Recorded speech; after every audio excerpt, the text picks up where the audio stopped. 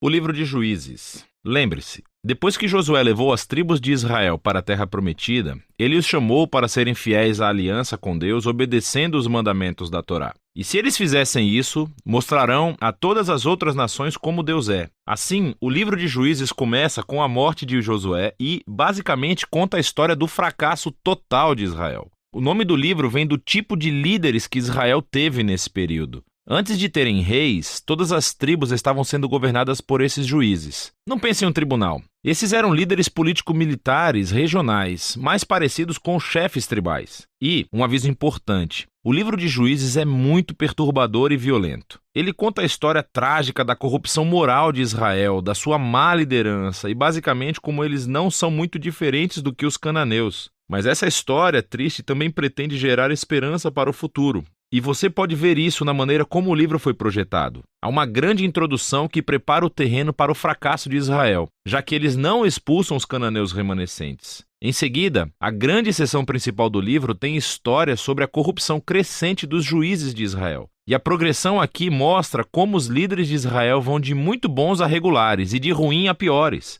A seção final é realmente perturbadora e mostra a corrupção do povo de Israel como um todo. Então, vamos nos aprofundar e explorar cada parte um pouco mais. A sessão de abertura começa com as tribos de Israel em seus territórios na Terra Prometida. E quando Josué derrotou algumas das cidades cananeias principais, ainda havia muita terra a ser tomada e muitos cananeus vivendo nessas áreas. E assim, o capítulo 1 apresenta uma longa lista de grupos e cidades cananeias que Israel não conseguiu expulsar da terra. Lembre-se, todo o objetivo de expulsar os cananeus era evitar sua corrupção moral e a sua maneira de adorar os deuses através do sacrifício infantil. Deus havia chamado Israel para ser um povo santo, e isso não acontece. O capítulo 2 descreve como Israel tomou o lado dos cananeus e adotou todas as suas práticas culturais e religiosas. E é bem aqui que a história para. Durante quase um capítulo inteiro, o narrador nos dá uma visão geral de tudo o que está prestes a acontecer no resto do livro. Essa parte da história de Israel, diz o narrador, foi uma série de ciclos se movendo como uma espiral para baixo. Assim, Israel tornava-se como os cananeus e assim pecariam contra Deus. Deus permitiria que eles fossem conquistados e oprimidos pelos cananeus.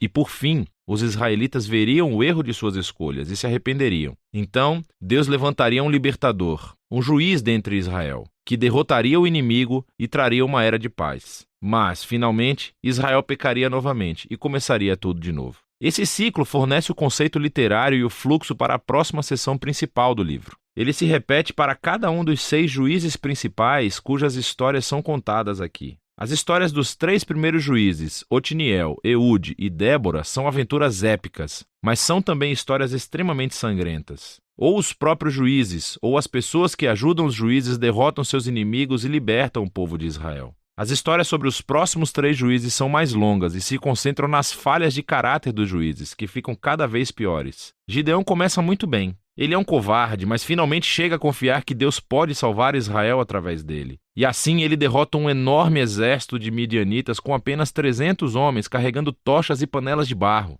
Mas Gideão tem um temperamento desagradável e mata um bando de companheiros israelitas por não ajudá-lo em sua batalha. E tudo começa a piorar. Ele fabrica um ídolo com o ouro que ganhou das suas batalhas, e depois que morre, todo Israel adora o ídolo como um deus, e o ciclo começa novamente. O próximo juiz principal é Jefté, que é uma espécie de bandido mafioso que vive nas colinas. E quando as coisas ficam realmente ruins para Israel, os anciãos vêm até ele implorando pela sua ajuda. E Jefté foi um líder muito eficaz, ele ganhou muitas batalhas contra os amonitas. Mas ele era tão pouco familiarizado com o Deus de Israel que o trata como um deus cananeu e promete sacrificar a sua filha se vencer a batalha. Essa história trágica mostra o quanto Israel caiu. Eles não conhecem mais o caráter do seu próprio Deus, o que leva ao assassinato e à falsa adoração. O último juiz, Sansão, é de longe o pior. Sua vida começa cheia de promessas, mas ele não tem consideração pelo Deus de Israel. Ele era promíscuo, violento e arrogante. Ele obteve vitórias brutalmente estratégicas sobre os filisteus, mas apenas à custa da sua própria integridade.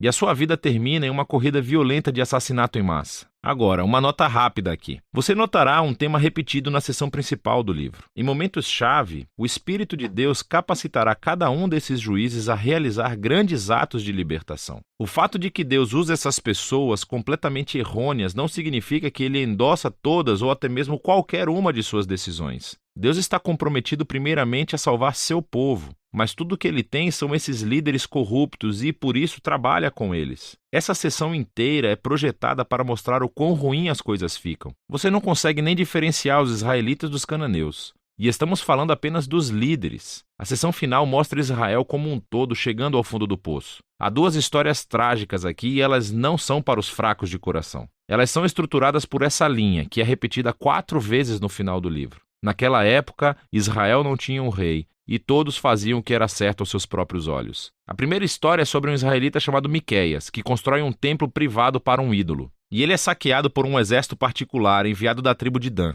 Então, eles vêm e roubam tudo. E eles queimam a cidade pacífica de Laís e assassinam todos os seus habitantes. É uma história horripilante. Quando Israel se esquece do seu Deus, o poder e a força consertam as coisas. A história final do livro é ainda pior. É uma história chocante de abuso sexual e violência que leva à primeira guerra civil de Israel. É muito perturbador e esse é o objetivo. Essas histórias servem como um aviso. A queda de Israel até a autodestruição é o resultado de se afastar do Deus que os ama e que os salvou da escravidão do Egito. E agora Israel precisa ser libertado de si mesmo. O único vislumbre de esperança nessa história é encontrado nessa linha repetida na última parte do livro. Na verdade, forma a última frase da história: Israel não tem rei. E assim, o palco está montado para que os seguintes livros contem as origens da família do rei Davi, o livro de Ruth, e também as origens do próprio reinado de Israel, o livro de 1 Samuel. Mas a história dos juízes tem valor como uma tragédia. É uma explicação séria da condição humana e, eventualmente, mostra a necessidade da graça de Deus para enviar um rei que resgatará o seu povo. E esse é o livro de Juízes.